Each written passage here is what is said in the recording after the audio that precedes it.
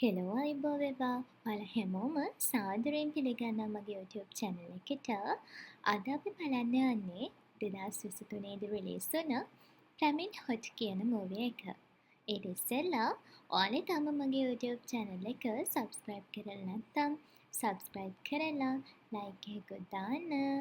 අද මම කියන්න යන්නේ රතු පාට ෆ්ලැමින් හොට් චිටෝස් බෑග් එකක් පිටුපස තියෙන ලොකු කතාවක් ගැන. මේක සාමාන්‍ය චිප්ස් එකකට විතරක් සීමා වුණු ඉතිහාසයක් විතරක් නෙමෙයි. සාමාන්‍ය මිනිසෙක්ගේ අසාමාන්‍ය සාර්ථකත්වය ගැන කතාවක්.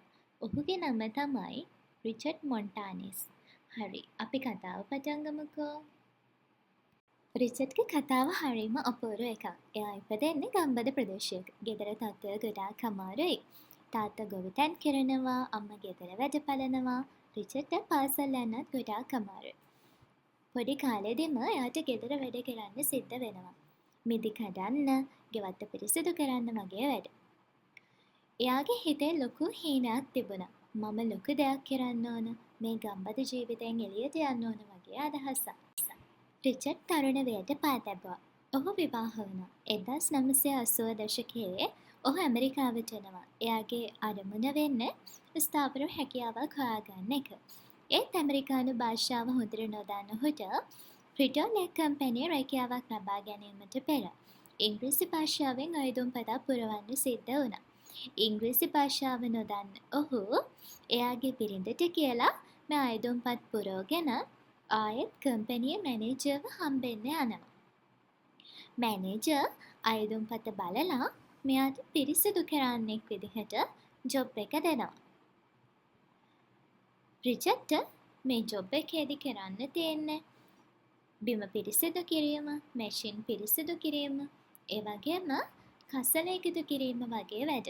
ඒත් මෙයා මේ වගේ රැකියාවක් හම්බුණත් මෙයා මේ හැම වැඩක්ම කරේ හරිම සතුටින්. ඒ වගේම කම්පැනියේ වැඩ කරන අනිත් අයත් එක්ක හරිම සහයෝගයෙන්. රිචඩ් දවසක් පුතාලා දෙන්න එක්ක එළියට යනවා. ගිහින් පුච්චපු බඩේරිඟු කරල් කන ගම පොඩි පුතා රිචඩ්ට කියනවා තාත්තේ අපිටත් බැරිද අපේම රසයට චිප්ස් එකක් හදන්න කියලා. රිචඩ්ගේ ජීවිතයේ හැරවුම් ලක්ෂයට ආවේ මේ පුතා අහපු ප්‍රශ්නේ. ඒ වචන රිචඩ්ගේ හිතට ගැඹුරින් වදිනවා. එයා හිතනවා පුතා කිව්ව දේ ඇත්ත තමයි. ලතින් ජනතාව ආස කරන රසයක් චිප්ස් වලට දාන්න ඕනේ. එයාගේ මනසේ ඉපදෙන්නේ ගිනි රසයක්. මෙක්සිකෝ ආහාරවල තියෙන රතු පැහැ ඇඹුල් ලෙමන් මසාලා. ඔන්න ඊට පස්සේ තමයි රිචඩ්ගේ අදහස් වලට පණ ආවේ. එයාත් එක්ක ඒ කියන්නේ එයාගේ වයිෆ් ජුටි එයාගේ දරුවෝ දෙන්නත් එක්ක මාළු චිප්ස් එක හදන්න ඕන බඩු ගන්න සුපර් මාකට් එකට යනවා. ගෙදර හැමෝම එකතු වෙලා මේ බඩු ඔක්කොම අරන් ගෙදර එනවා. ඇවිත් මාළු මිරිස් පුච්චලා අර වර්ග දාලා තව මිරිස් වර්ගයක් දාලා කොහොම හරි අන්තිමට චිප්ස් එකක් හදාගන්න. අහන්න එක ඔයාලා දන්නවද මේ චිප්ස් එක මුලින්ම try කරලා බලන්න ඕනේ කාටද කියලා? මෙතන රස පරීක්ෂක වැඩේ කරන්නේ රිචඩ්ගේ පොඩි පුතා. එකපාරේ චිප්ස් එකක් කාලා බුදු අම්මෝ පට්ට සැරයි කියලා හයියෙන් කෑ ගහන්න පටන් ගත්තා. කොහොම හරි මෙයාලා මේ හදපු චිප්ස් එකට පළවෙනි පාර සැර වැඩි වුණා. ඒත් මෙයාලා වැඩේ ඇතරියේ නෑ. මෙයාලා ආයෙ සැර අඩු කරලා අඹුල් රසයකුත් දාලා දෙවෙනි පාරටත් රතු පාටට චිප්ස් එකක් හැදුවා. ආයෙමත් ඒකත් try කරලා බලන්න දුන්නේ රිචඩ්ගේ පොඩි පුතාටම තමයි. දැන් ගෙදර හැමෝම බලන් ඉන්නේ චිප්ස් වල රසය මොන වගේ වේවිද කියලා සැකේ. පොඩි පුතා චිප්ස් එකක් අරන් කාලා ටිකක් වෙලා ගිහින් කියනවා බුදු අම්මෝ ඒකත් පට්ට සැරයි කියලා. ජොජේ රිචඩ් අහනවා ඒ සැර හොඳ රසක්ද නරක රසක්ද කියලා. පොඩි පුතා hina වෙලා කියනවා මේ සැර හොඳ රසක් කියලා. ගෙදර හැමෝම සතුටු වෙනවා. අන්තිමේදී රිචඩ් එයාටම ආවේනික වුණු රතු පැහැ, ගිනි ඇඹුල්, ලෙමන් එකතු වුණු රසයකින් චිප්ස් එකක් හදාගනිපු එක ගැන ගොඩාක් ආඩම්බර වුණා.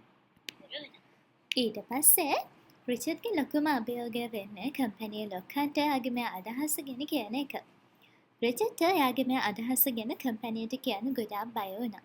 ඉතින් රිචඩ් දවසක් රයි කම්පැනියේ කාමරයක තිබුණු ඩයරියකින් ෆ්‍රිටෝලෙක් කම්පැනියේ CEO ගේ දුරකථන අංකය හොයාගත්තා.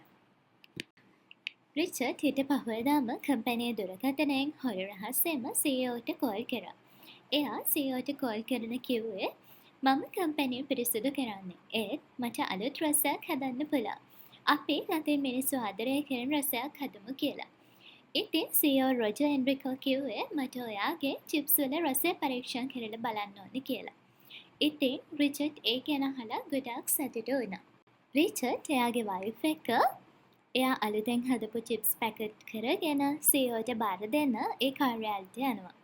ඒ වෙලාවේ රිචඩ් ජුචිගේ අතේ චිප්ස් බොක්ස් එක තියලා ප්‍රාර්ථනා කරන්නේ අපි මේ හදපු චිප්ස් එකට CEO කැමති වෙන්න ඕන. ඊට පස්සේ මේක ලෝකෙම ජනප්‍රිය වෙන චිප්ස් එකක් වෙන්න ඕන කියලා. CEO මේ චිප්ස් වල රස බලන්න පටන් ගත්තා. එක පාරටම සැර රසක් ආවා. ඒත් ඒකේ තියෙන ඇඹුල් සැර රසට එයා ආස වුණා. ඒ වෙලාවෙම CEO රිචඩ්ට කෝල් කරලා මම ඔයාගේ චිප්ස් try කරලා බැලුවා. ඒක අපිටම ආවේනික රසයක්. අපි මේ චිප්ස් එක හඳුන්වලා දෙන්න කම්පැනි රැස්වීමක් ගමු කියලා කිව්වා. ඉතින් මේ රැස්වීමට යන්න හයියක් වුණේ ජුජි. ජුජි කිව්වේ ඔයාට පුළුවන් මේක කරන්න ඔයාව විශ්වාස කරන්න ධෛර්යය ගන්න ඔයාට වරදින්නේ නැහැ කියලා. ජුජිගේ පිළිගැන්වීම නිසා තමයි රිචඩ් බය නැතුව මේකට ඉදිරිපත් වුණේ. රිචඩ් එදාම එයාගේ හොඳම ඇඳුම් ඇඳගෙන ස්වයං විශ්වාසයකින් රැස්වීමට ගියා. CEO වගේම කම්පැනියේ වැඩ කරන අයත් රිචඩ්ව රැස්වීමට සාදරයෙන් පිළිගත්තා. CEO කිව්වේ අපි ඔයා එනකන් තමා බලන් හිටියේ. එන්න යමු. අපි අපේ වැඩේ පටන් ගමු කියලා. ඔහු රැස්වීමේදී CEOට කිව්වේ මේක ගින්නක් වගේ රසයක්. රතු පැහැ ලෙමන් ගිනි ඇඹුල් එකතු කරලා හදපු රසයක්. අපි මේකට දාමු ෆ්ලැමිං හොට් කියලා.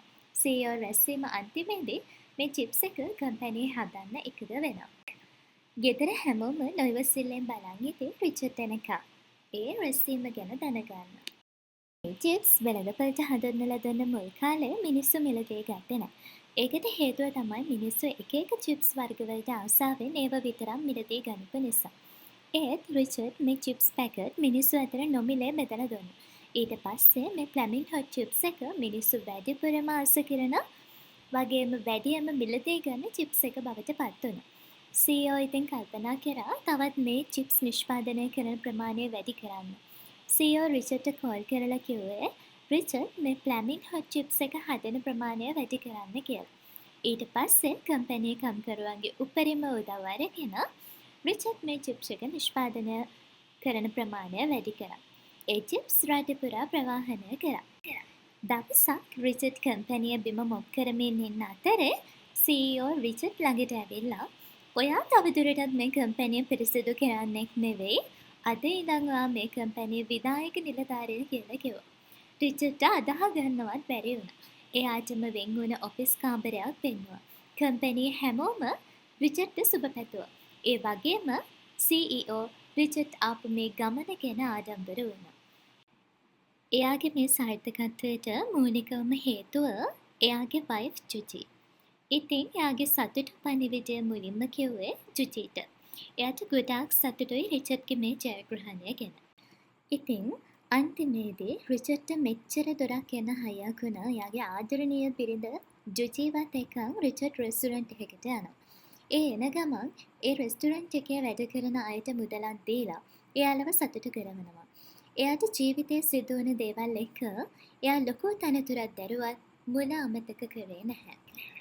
ඉතින් රිචඩ්ගේ කතාව ලෝකෙටම පණිවිඩයක් දුන්නා. ඔයාලගේ හීනවලට විශ්වාසය තියාගෙන ඉස්සරහට යන්න. රිචඩ්ගේ කතාවෙන් බාධක මැඩගෙන ජීවිතේ ඉස්සරහට යන ලොකු ශක්තියක් අපිට දෙනවා. යාළුවනේ මේක තමයි ෆ්ලැමිං හොට් චිටෝස් වල කතාව. රිචඩ් මොන්ටානස් වගේ අය ලොකු වෙන්නේ එයාගේ අඩුපාඩු වලින් ඒව බලයක් කරගෙන. ඉතින් ඔයත් ඔයාගේ හීනය අල්ලන් ඉස්සරහටම යන්න. මතක තියාගන්න ජීවිතේ රහ තියෙන්නේ ඔයා ඒකට දාන දේවල් වල කියලා. ඔයාලට මොකද හිතෙන්නේ මේ කතාව ගැන? කමෙන්ට් කරන්න, ලයික් කරන්න, ඒ වගේම සබ්ස්ක්‍රයිබ් කරන්නත් අමතක කරන්න එපා. තවත් රසවත් කතා ගැන දැනගන්න අපිත් එක්ක එකතු වෙන්න.